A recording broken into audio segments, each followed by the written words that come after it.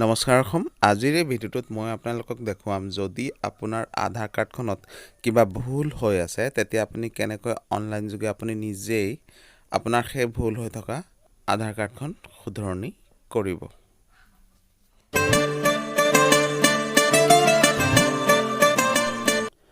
আধাৰ কাৰ্ডৰ শুধৰণি কৰিবলৈ আপোনালোকে এই পৰ্টেলটো ভিজিট কৰিব লাগিব। এই ভিডিঅ'টোৰ তলত মই ইয়াৰ লিংক দি দিছোঁ, আপোনালোকে তাতে ক্লিক কৰি এই ৱেবছাইটটোত ভিজিট কৰক। ইয়াতে আপুনি য'ত দেখা পাইছে লগইনৰ নামৰ এটা অপশ্যন আছে, ইয়াতে ক্লিক কৰক আৰু এণ্টাৰ আধাৰ নাম্বাৰত আপুনি আপোনাৰ আধাৰ নাম্বাৰটো লিখি দিয়ক। তাৰপিছত আপুনি ইয়াতে যি কেপচা দেখা পাইছে সেই কেপচাটো য'ত এণ্টাৰ এবভ কেপচা বুলি লিখি থোৱা আছে ইয়াতে আপুনি ফিল কৰি দিয়ক। তাৰপিছত আপুনি চেণ্ড OTPত ক্লিক কৰি দিয়ক। চেণ্ড OTPত ক্লিক কৰাৰ পিছত আপোনাৰ ৰেজিষ্টাৰ নাম্বাৰত এটা OTP যাব, সেই OTPটো ইয়াতে এণ্টাৰ কৰক আৰু লগইন অপশ্যনত ক্লিক কৰি দিয়ক। লগইন অপশ্যনত ক্লিক কৰাৰ পিছত ইয়াতে আপুনি বিভিন্ন ধৰণৰ অপশ্যন পাব। ইয়াতে আপোনাৰ যিকোনো শুধৰণিৰ কাৰণে য'ত আপডেট আধাৰ অনলাইন বুলি লিখি থোৱা আছে ইয়াতে আপুনি ক্লিক কৰিব লাগিব। ইয়াতে ক্লিক কৰাৰ পিছত আপুনি প্ৰচিড টু আপডেট আধাৰ এই অপশ্যনটোত ক্লিক কৰিব। ইয়াতে 4টা অপশ্যন পাব, name, date of birth, gender, address. মই এই ভিডিঅ'টোত আপোনালোকক নেম শুধৰণি কৰি দেখুৱাম, সেইটো কাৰণে নেমত ক্লিক কৰি প্ৰচিড টু আপডেট আধাৰ এই অপশ্যনটোত ক্লিক কৰিম।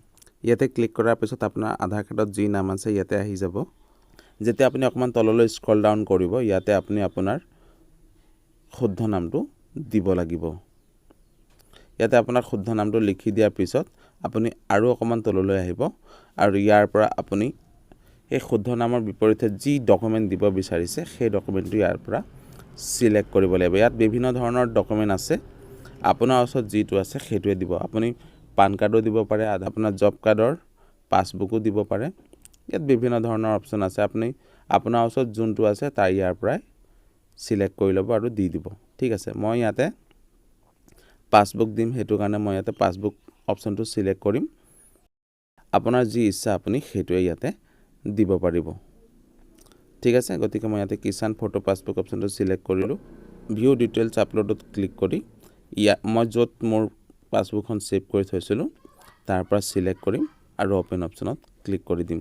এইখিনিতে এটা কথা মনত থ'ব, আপুনি যি ডকুমেণ্ট ইয়াতে আপলোড কৰিব 2 MBতকৈ বেছি হ'লে ইয়াতে কিন্তু ছাপোৰ্ট নকৰিব। তাৰপিছত আপুনি নেক্সট অপশ্যনত ক্লিক কৰক। নেক্সট অপশ্যনত ক্লিক কৰাৰ পিছত ইয়াতে আপোনাৰ ডিটেইলছখিনি আহি যাব। ইয়াতে আপুনি দুটা অপশ্যন পাব, এই দুটা অপশ্যন আপুনি টিক কৰিব। তাৰপিছত আপুনি নেক্সট অপশ্যনত ক্লিক কৰি দিব। নেক্সট অপশ্যনত ক্লিক কৰাৰ পিছত ইয়াতে আপুনি 50 টকাৰ পে'মেণ্ট দিব লাগিব।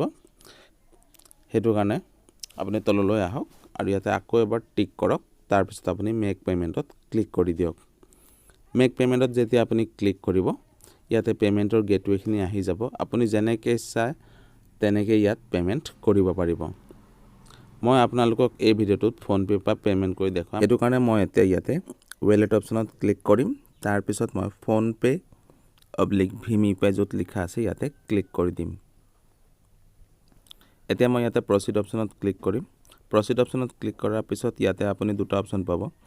1 নম্বৰ অপশ্যনটো হৈছে আপুনি মোবাইল নাম্বাৰ দি ইয়াতে লগইন কৰি পে'মেণ্ট কৰিব পাৰিব আৰু 2 নম্বৰ অপশ্যনটো হৈছে ইয়াতে জাষ্ট আপুনি এটা QR কোড স্কেন কৰি পে'মেণ্টটো কৰিব পাৰিব। মই ইয়াতে QR কোড স্কেন কৰি পে'মেণ্টটো কৰিম, সেইটো কাৰণে ইয়াতে ক্লিক কৰিলোঁ। স্কেন QR কোডত ক্লিক কৰি ইয়াত আপুনি যি QR কোড দেখা পাইছে এই QR কোডটো মোৰ ফোনপে' এপ্লিকেশ্যনৰ পৰা স্কেন কৰিম আৰু পে'মেণ্টটো মই দি দিম। পে'মেণ্টটো ছাকচেছ হৈ গৈছে। পে'মেণ্টটো ছাকচেছ হোৱাৰ পিছত আপুনি যি পে'মেণ্ট কৰিলে ইয়াৰ আপুনি একনলেজমেণ্টখনো পাব। ইয়াতে একনলেজমেণ্টখন আপুনি ডাউনলোড কৰি থৈ দিব। ঠিক আছে, এইটো অনলাইন আপডেট কৰাৰ পিছত 10 দিনৰ ভিতৰতে আপোনাৰ আপডেটটো অনলাইন যোগে হৈ যাব। গতিকে এইদৰে আপুনি আপোনাৰ আধাৰ কাৰ্ডত থকা ভুলৰ অনলাইন শুধৰণি কৰিব পাৰিব। আশা কৰিছোঁ এই ভিডিঅ'টোৱে আপোনাক কিবা এটা শিকালে। যদি ভাবিছে কিবা এটা শিকিলোঁ, ভিডিঅ'টো এটা লাইক কৰি দিব আৰু নিজৰ ফ্ৰেণ্ডৰ সৈতে ভিডিঅ'টো শ্বেয়াৰ কৰিবলৈ নাপাহৰিব।